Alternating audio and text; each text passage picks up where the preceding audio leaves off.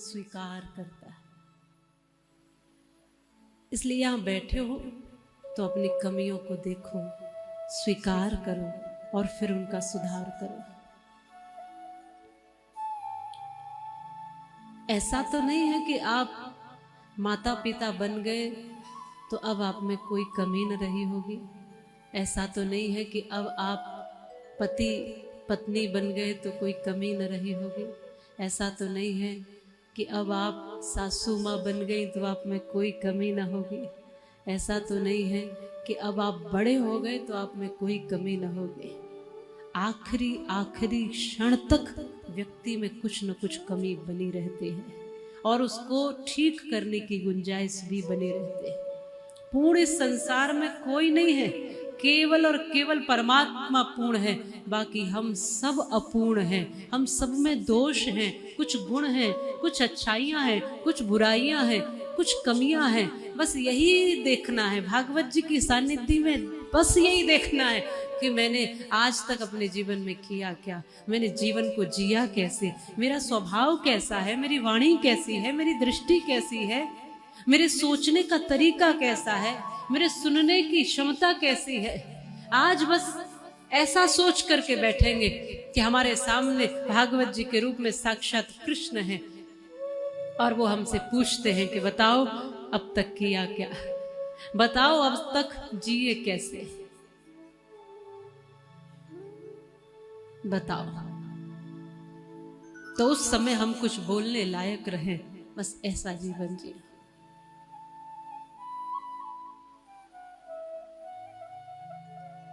भगवान श्री कृष्ण की भी जो सबसे बड़े वक्ता है, सबसे बड़े श्रेष्ठ है, सबसे बड़े ज्ञानी है, जो परमेश्वर है, जो परमात्मा है, जो सच्चिदानंद है, दुर्योधन ने अपने अहम और अकड़ के कारण श्री कृष्ण की भी बात नहीं स्वीकार की।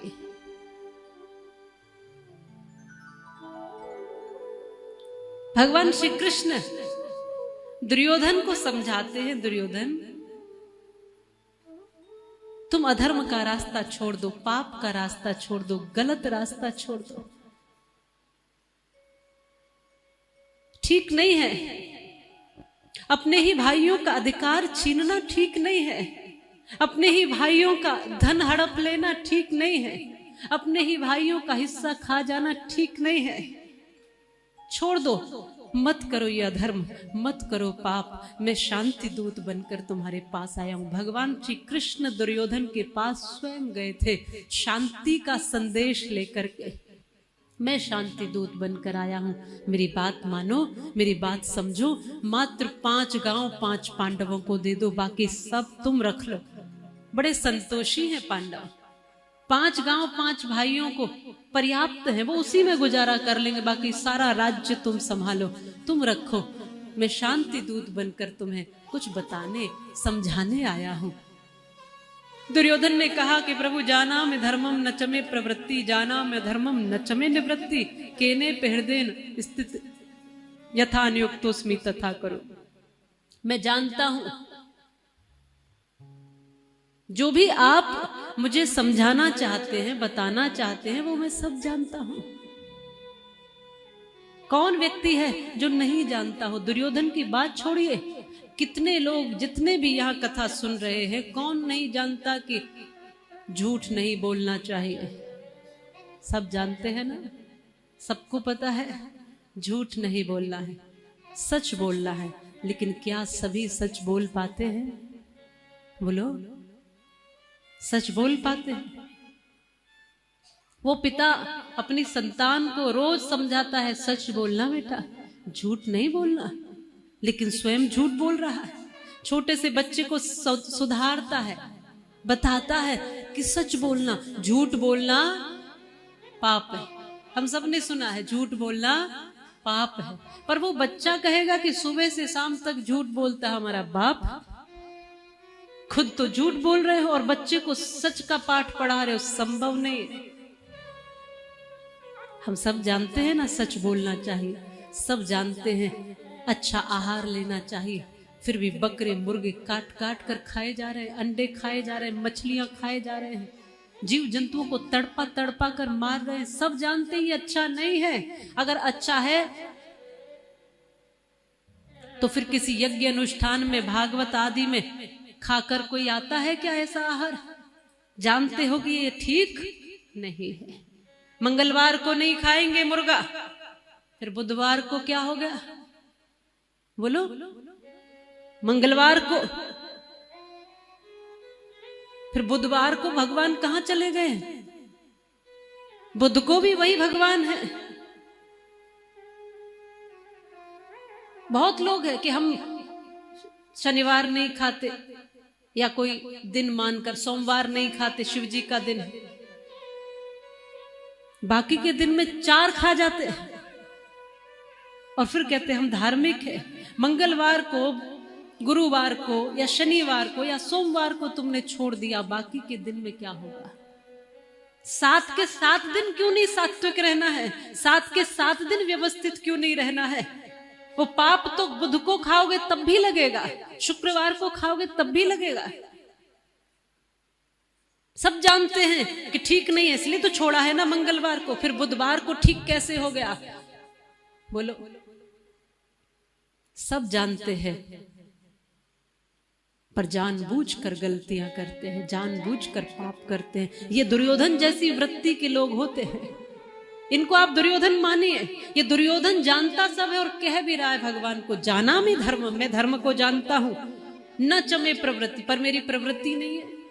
जाना मैं अधर्म, मैं अधर्म को भी जानता हूं, न चमे निवृत्ति, मेरी निवृत्ति नहीं। मैं जानता तो हूं पर मैं धर्म कर नहीं पाता, मैं अच्छा कर नहीं पाता, मैं अच्छा बोल नहीं पाता, मैं अच्छा सुन नहीं पाता।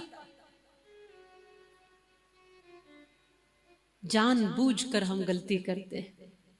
वो दुर्योधन जैसी स्थिति के लोग हैं। भगवान कहते हैं क्यों छीनता है अपने भाइयों का अधिकार? ये कहता है ये तो मेरा है। आज वो फल लेकर आत्मदेव खुश होकर गया, धुंधली को दिया, खा लेना। धुंधली ने फल खाया नहीं, पड़ोसन से सलाह लेकर के उस फल को गौ माता को खिला दिया। पड़ोसन ने कहा मैं गर्भवती हूँ, मेरा बच्चा ले जाना, धन दे जाना बदले में, तेरा भी फायदा मेरा भी फायदा। इसलिए इस दुनिया के चक्कर में थोड़ा सावधानी से रहा करो, सावधानी से रिश्ते बनाया करो। हर कोई तुम्हारा भला सोचता है ऐसा जरूरी नहीं है। यहाँ हर व्यक्ति यहाँ अपना भला सोचता है। सलाह भी यहाँ लोग बड़ी चतुराई से देते हैं। कहती है मेरा भी भला तेरा भी भला, सब दर्द पीड़ा से बच जाएंगे, इसलिए संतान पैदा नहीं करना। परीक्षा लेनी है संतों की तो गौ माता को फल खिला दो, पता चल जाएगा। इसने भी झूठ बोल दिया, पतिदेव फल खा लिया। इसने भी झूठ बोल दिया अब मैं गर्भवती हूँ। फिर कुछ दिन बाद झूठ बोल दिया और झूठ पर झूठ बोलती चली गई। एक के बाद एक, एक के बाद एक झूठ बोलते चले गए। ये झूठ की आदत बहुतों को लगी है, छोटी छोटी बात पर झूठ बोलना। और एक बार झूठ बोला तो फिर धीरे धीरे आदत हो जाती है, फिर बोलते चले जाते हो, फिर सोचते भी नहीं हो कि झूठ बोलना कितना बड़ा खतरनाक हो सकता है।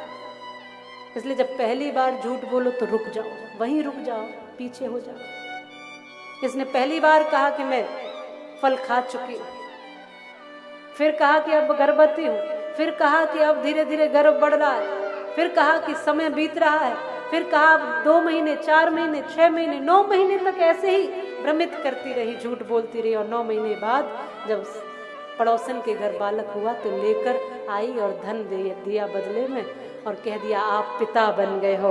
और आत्मदेव ने सुना, कितने मन में प्रतीक्षा थी, बरसों से तड़प थी, कोई आके कहे मुझे पिता कहने वाला कोई मेरे आंगन में खेले। आंसुओं से रोने लगे आत्मदेव, हृदय से लगा लिया अपने बालक को, ये सोचकर मेरा पुत्र है। खूब बढ़िया लालन पालन किया है, प्यार से, दुलार से, लाड़ से पाल रहे हैं। यहाँ गौकर्ण प्रकट हुए गौ माता से, जो फल दिया था ना गौ को, उससे गौकर्ण प्रकट हुए। बोले गौकर्ण महाराज की। अब दोनों बालक धीरे धीरे बढ़ रहे हैं, एक साथ बढ़ रहे हैं, एक साथ पल रहे हैं, एक जैसे संस्कार लिए जा रहे हैं। लेकिन एक धुंधकारी बना, एक गौकर्ण। एक की रोज शिकायत आती है और एक धर्मात्मा है। एक के लिए सब अच्छा बोलते हैं, कितना धार्मिक बालक, और एक के लिए कहते कितना नालायक है।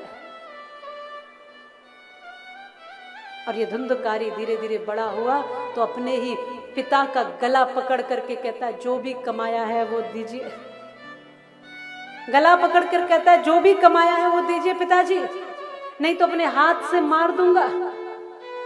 आज आत्मदेव की आंखें खुली की खुली रह गई।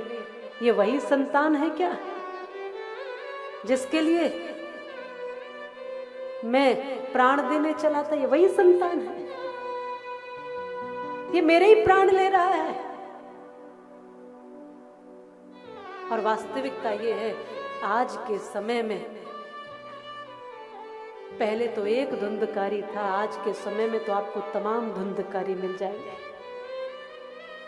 वो संतानें धुंधकारी ही हैं जो अपने माँ बाप को वृद्धाश्रम छोड़ के आ जाती,